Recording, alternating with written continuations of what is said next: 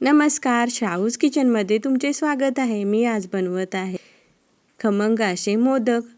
त्यासाठी मी 1 वाटी पनीर घेतलेले आहे. ते मिक्सरमध्ये बारीक करून घेतले. बारीक केलेले पनीर कढईमध्ये घालून 2 वाटी दूध घातले. ते चांगले एकत्र करून घेतले. नंतर 1 वाटी एवढी दूध पावडर घातली. ते चांगले हलवून घेतली. दूध पावडर, पनीर आणि दूध एकत्र झाल्यानंतर त्यामध्ये मी 1 वाटी साखर घातली. वेलची पूड. ते घट्ट होईपर्यंत चांगले हलवून घ्यावे.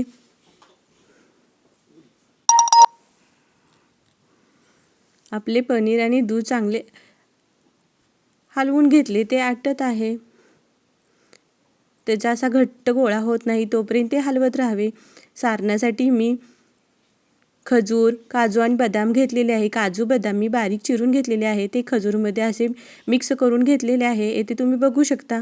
त्याचे गोल अशी गोळी बनवून घ्यावी. इकडे आपले दूधही आटले आहे. त्यामध्ये मी 1 चमचा एवढे तूप घातले आणि ते काढून घेतले. थंड झाल्यानंतर तुपाचा हात घेऊन ते चांगले मळून घ्यावे. मोदक पात्राला तुपाचा हात लावून आपण केलेले पीठ त्यामध्ये घालून केलेले सारण घालून खमंग असा मोदक बनवून घ्यावा. हा मोदक पटकन होतो आणि 7 ते 8 दिवस फ्रीजमध्ये राहतो. वर ठेवला तर तो 4 ते 5 दिवस राहतो.